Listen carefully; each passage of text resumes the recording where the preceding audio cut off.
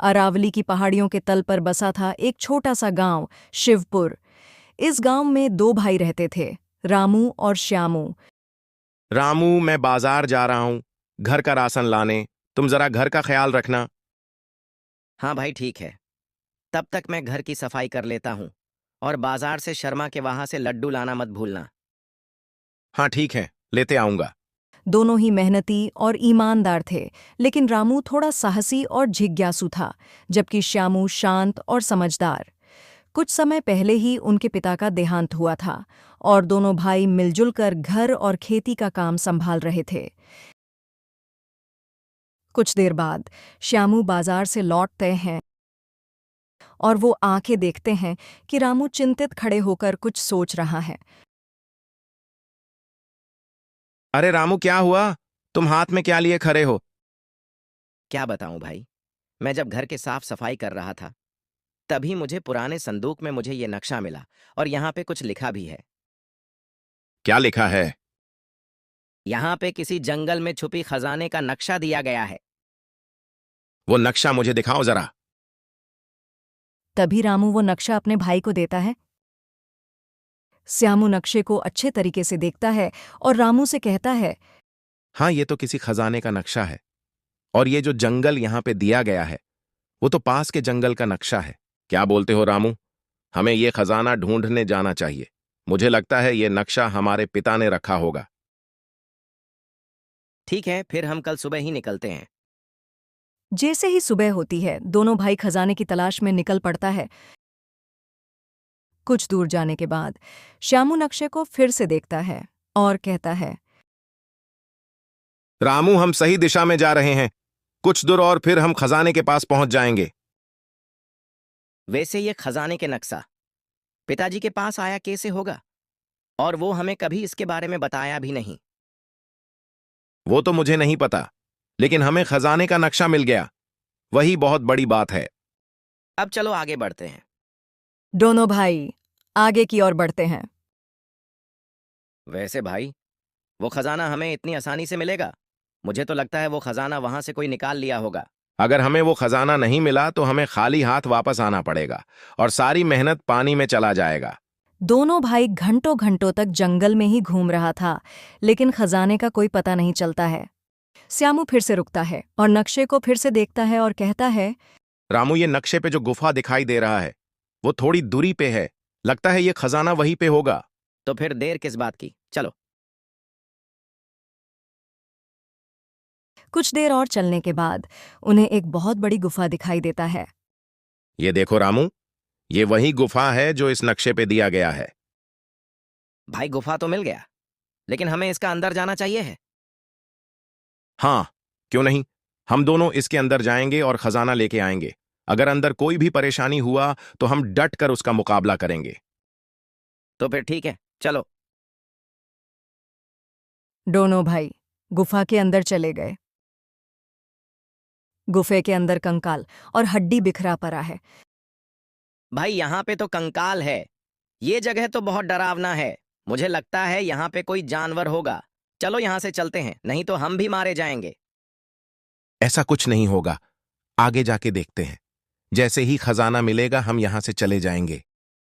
दोनों भाई आगे बढ़ते हैं और तभी उन्हें एक चुड़ैल दिखाई देता है। वो चुड़ैल बहुत डरावना और उसकी आंखें लाल थीं। तुम लोग कौन हो और यहाँ पे क्या कर रहे हो?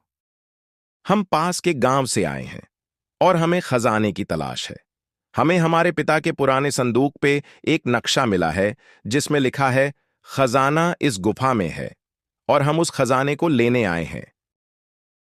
वो खजाना तुमको इतनी आसानी से नहीं मिलेगा और तुमने तो बाहर पड़े कंकालों को देखा ही होगा।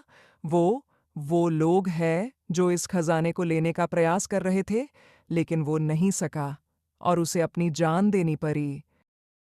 इसका मतलब जो भी उसे खजाने को लेने आता है आप उसे मार देते हो। अगर तुम लोगों को वो खजाना चाहिए तो तुम्हें मेरा एक काम करना होगा। कैसा काम? तुम दोनों को एक मणि लाना होगा जो तुम्हें दक्षिण की ओर मृतक महल में मिलेगा। वो तो आप खुद भी ला सकते हैं। मैं नहीं सकूंगा। एक बार मैंने एक बाबा का तपस्या भंग कर दिया था और उसने मुझे शार्प दिया, जिसकी वजह से मैं इस गुफा में कैद हूं। मैं बाहर नहीं जा सकती। अगर हमने वो मणि लाके आपको दे दिया तो आप हमें वो सोना देंगे? हाँ बिल्कुल, लेकिन अगर तुम यहाँ खाली हाथ आए तो तुम्हारा भी वही हाल होगा जो उनका हुआ है। उसके बाद दोनों भाई वहां से चले गए और थोड़ी देर बाद मृतक महल पहुंचे। ये महल तो बहुत डरावना लग रहा है। क्या हमें अंदर जाना चाहिए?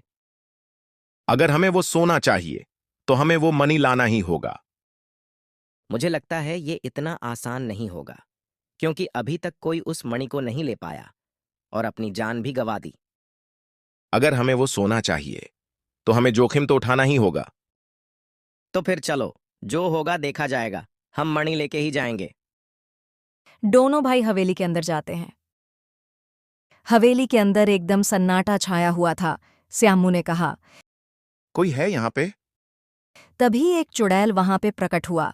चुड़ैल ने कहा। किसे ढूंढ रहे हो? मुझे मणि की तलाश है। क्या आप मुझे बता सकते हैं वो कहाँ मिलेगा? तुम्हें ढूंढने की कोई जरूरत नहीं, मैं ही तुम्हें दे सकता हूं, लेकिन एक शर्त पर। कैसी शर्त? तुम्हें मेरी 3 पहेलियों का उत्तर देना होगा। अगर तुम एक भी पहेलियों का उत्तर देने में असमर्थ हुए तो तुम दोनों को सारी उम्र मेरी गुलाम बन के रहना होगा।